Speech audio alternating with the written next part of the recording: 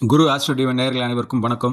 இந்த வாரத்துக்கான மகர ராசிக்கான வாரப்பலன் 15/2/2026 ஞாயிற்றுக்கிழமையிலிருந்து 21 பிப்ரவரி 2026 சனிக்கிழமை வரைக்கான கிழமைகளுக்கான வாரப்பலன். இந்த அடிப்படையில் மகர ராசிக்கான சந்திரன் இருக்கும் இட அடிப்படையில் பார்த்தோமானால், சந்திரன் ஞாயிற்றுக்கிழமையும் திங்கட்கிழமை உங்கள் ராசியில் இருக்கிறதுனால ஒன்றாம் இடமும் அதுக்கடுத்து கும்பராசிக்கும் மீன ராசிக்கும் செல்வதால் 2, 3 அதாவது 1, 2, 3 இடத்துல சந்திரன் நகர்வு இருப்பதால் இந்த 3 இடம் கொண்டுதான் இந்த வார பலன்கள் 90% அமைகின்றது.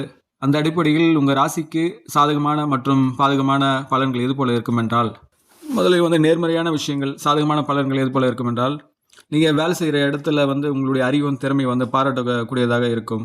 உங்களை திருமண இது இணக்கமான சூழல் உண்டாகும். உங்களுடைய குழந்தைங்களுடைய வேலையில் நீங்கள் உதவக்கூடிய நிலை இருக்கும். இந்த வாரத்தில் குடும்பத்துக்காக சில சிறப்பான நேரத்தை ஒதுக்க முயற்சிப்பீர்கள். உங்களை தொழிலில் பெரிய மாற்றங்களை செய்யலாம்.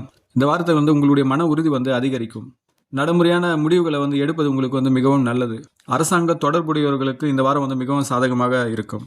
உங்கள் குடும்ப உறுப்பினர்களுக்கு அவர் மகிழ்விக்க பரிசு பொருட்களை நீங்கள் வாங்கலாம். உங்களுக்கு நாள்பட்ட மூட்டு வலி எதனா இருந்ததுன்னா அது ஒரு விதமான நிவாரணம் கிடைப்பதாக இருக்கும். திங்கட்கிழமையும் சனிக்கிழமை உங்களுக்கு சாதகமான நாட்களாக இருக்கும். இது உங்களுக்கு சொல்லப்பட்ட பாசிட்டிவான நேர்மறையான விஷயங்கள். பாதகமான விஷயங்கள், நெகட்டிவான விஷயங்கள் எது போல இருக்கும் என்றால், காதலும் காதலி போன்ற இவங்களை ஒரு இணக்கம் இல்லாத போக்கு நிலவலாம். தவறான புரிந்து கொள்ள சூழலும் உண்டாகும்.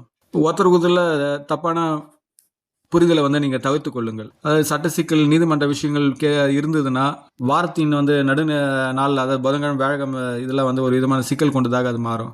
அதிகமான கடன் வாங்கி இருப்பதனால உங்களுடைய நீங்கள் போகிற பட்ஜெட்டில் அது பாதிப்பை உண்டாக்குறதாக இருக்கும். உங்களுடைய குழந்தைங்களுடைய கல்வி, அவங்களுடைய தொழில் சார்ந்த விஷயங்கள் நினச்சி நீங்கள் கவலைப்படுவதாக இருக்கும். தொண்டை சார்ந்த விஷயங்கள் தொற்று எதுவும் ஏற்படாத பார்த்து கொள்ளுங்கள். ஏன்னா இப்போ இருக்க சூழலில் சளி, காய்ச்சல் ஏற்பட்ட சூழல் உண்டாகும். அதை கவனித்து தவிர்த்து கொள்ளுங்கள். புதன்கிழமையும் வியாழக்கிழமையும் உங்களுக்கு எது சாதகமற்ற சூழல் தான் இருக்குது. உங்களுக்கு நெகட்டிவான சூழல் உண்டாகுது. அதை பார்த்து கவனித்து தவிர்த்து கொள்ளுங்கள்.